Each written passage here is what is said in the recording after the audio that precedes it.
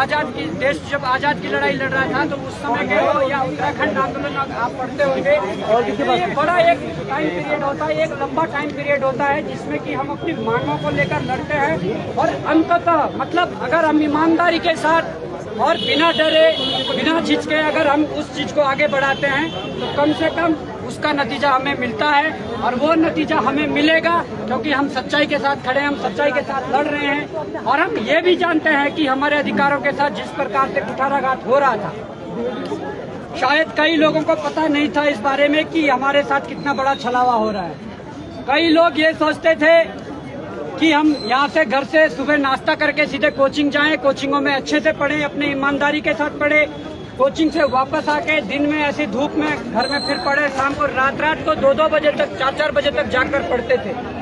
परंतु ये आभास नहीं था कि हमारी इतने दिन रात की पढ़ाई वो जो 15 लाख और 18 लाख की अटैची देकर जो आयोग में पहुंच जाते थे वो हमारी ध्वस्त कर देते थे। हमें ये आभास 5-6 साल पहले हो गया था, इसलिए हम इस लड़ाई को 5-6 सालों से लड़ रहे हैं और इस लड़ाई में हमें कई मुकदमे झेलने पड़े, कई बार हमें जेल भी जाना पड़ा, परंतु हम एक सत्य के मार्ग पर चल रहे थे, ईमानदारी के साथ लड़ रहे थे। इसलिए यहाँ की सरकारों ने, यहाँ के तानाशाही रवैये ने, जिन्होंने हम पे मुकदमे दायर किए, जिन्होंने हमें जेल के अंदर डाला, वो लोग हमारा कुछ नहीं बिगाड़ पाए। अगर आप भी अपनी इस लड़ाई में ईमानदारी के साथ खड़े रहोगे तो ये हम पूर्ण विश्वास के साथ कह सकते हैं कि आने वाले समय में जो इसका अंजाम तक ये लड़ाई पहुंचेगी तो जीत हमारी होगी और एक दिन ऐसा आएगा कि ये इस देवभूमि में जो पढ़ने वाला छात्र है वो बड़ी तेज गति के साथ, बड़ी तीव्र गति के साथ अपने सिलेक्शन पाएगा। क्योंकि हो क्या रहा है, तैयारी तो हम कर रहे हैं परंतु तैयारी करते हुए देख रहे होंगे 4 साल हो गए, 5 साल हो गए, हर बार 1 नंबर से 2 नंबर से रह जाते हैं। क्यों रह जाते हैं? क्योंकि सीटें वो अटैची वाले ले जाते हैं। इसलिए हमारा आपसे ये वादा है कि इस लड़ाई को लड़ेंगे, अंजाम तक पहुंचाएंगे। इसलिए आपका सहयोग सबसे जरूरी है। आप घर में जाकर अपने अभिभावकों को समझाइए। अगर आपके अभिभावक आपको ताने मारते कि क्या कर रहे हो, पढ़ क्यों नहीं रहे हो, आज तो खैर सबको पता है कि हो क्या रहा था, तो उन्हें समझाइए कि इस लड़ाई में आप लोगों का आशीर्वाद होना जरूरी है। और जो अभिभावक पहले भी कई आंदोलनों में लीड कर चुके हैं, पहले कई समाज में जो ज्वलंत मुद्दे हैं उन पर लड़ते हैं, उन अभिभावकों को सबसे आगे पंक्ति में खड़ा होकर युवाओं के साथ इस लड़ाई को आगे बढ़ाना होगा। और ये हम कहते हैं कि जो बैकडोर एंट्री है, बैकडोर एंट्री में हम तो ग्रुप सी की पोस्ट के लिए यहाँ दिन रात एक कर देते हैं, परंतु वहाँ एक लेटर के माध्यम से लेवल 9, लेवल 10 की पोस्टें अगर बेची जा रही है तो इससे बड़ा दुर्भाग्य क्या होगा, जिसमें 1-1 लाख रुपए सैलरी है। उन नौकरियों को एक लेटर के माध्यम से बेचा जा रहा है। तो ये तमाम प्रकार की मांगे हैं। उच्च परीक्षाओं के कैलेंडर की बात हो, अगर हमारे माँ बाप हमें 1-2 साल के लिए गांव से खर्चा भी भेज रहे हैं, परंतु 2 साल तक आप देख रहे हैं कि कोई पेपर ही नहीं हो रहा, तो ऐसे कैसे चलेगा। जो परीक्षा के कैलेंडर की मांग है वो भी सबसे बड़ी मांग है कि एक कैलेंडर हर वर्ष जारी हो और उस वर्ष कितनी परीक्षाएं होनी है और कब होनी है, कब उसका रिजल्ट निकलना है, ये कैलेंडर होना भी बहुत जरूरी है।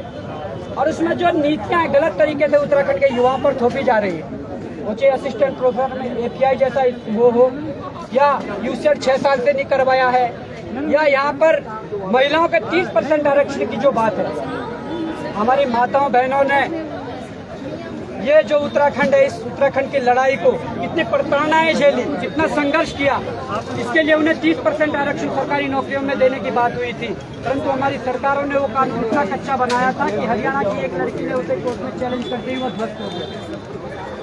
तो हमारी सरकार आज ढोंग कर रही है, हमारी सरकार बोल रही है कि हम उसके खिलाफ सुप्रीम कोर्ट जाएंगे, जबकि आपने पॉलिटिकल साइंस में पढ़ा होगा, 11-12 में ये है जो हमारे जो प्रदेश के नागरिक हैं उनके हितों की वो कर सकते हैं, उनका हित कर सकते हैं, उनके हितों की सुरक्षा कर सकते हैं। तो हमारा सरकार से ये आग्रह है कि आप अध्यादेश लाइए और अध्यादेश को आगामी विधानसभा सत्र में एक कानून जो बनता है, जो एक्ट बनता है, उसे बनाइए और एक मजबूत एक्ट बनाकर हमारे माताएं बहनें जो हैं, जो सरकारी नौकरियों की तैयारी कर रही हैं, उनके साथ तो ये तमाम प्रकार की मांगों को लेकर आज हम सब यहाँ पर थे। और आगे भी अगर कभी आह्वान होता है और आपके अधिकारों के साथ हनन होता है, और अगर कोई भी आह्वान करता है कि अपने अधिकारों के लिए सड़कों पर आइए, तो आप जरूर जाइए। ये हमारा आपसे निवेदन है और आगे ये लड़ाई जारी रहेगी। आपका ये भाई इस लड़ाई को अंजाम तक पहुंचाने के लिए संकल्प लेते हैं कि हम सब जो युवा हैं, हमने संकल्प लिया है, वो चाहे बात गुरुद्वार की हो, कुमाऊं की हो या अन्य जगह की हो, हर जगह इस लड़ाई को लड़ा जाएगा। आगे इस लड़ाई को लड़ा जाएगा। जरूरत पड़ी तो उत्तराखंड से लेकर दिल्ली जंतर मंतर तक इस लड़ाई को लड़ा जाएगा और वहां पर झंडा गाड़कर इस लड़ाई को लड़ा जाएगा और इस सरकार को, गूंगी बैली सरकार को जगाया जाएगा कि हमारे अधिकार हमें दो। तो मैं ज्यादा ना बोलते हुए यही आशा करता हूं आप लोगों से कि जब भी ऐसी बात हो तो आप सब आइए, अपने अधिकारों की लड़ाई लड़िए। जय हिंद, जय भारत, जय। संघर्ष करो, हम तुम्हारे साथ हैं। संघर्ष करो, हम तुम्हारे साथ हैं। संघर्ष करो, हम तुम्हारे साथ हैं। आप में से कोई कुछ कहना चाहता है तो बोल सकता है।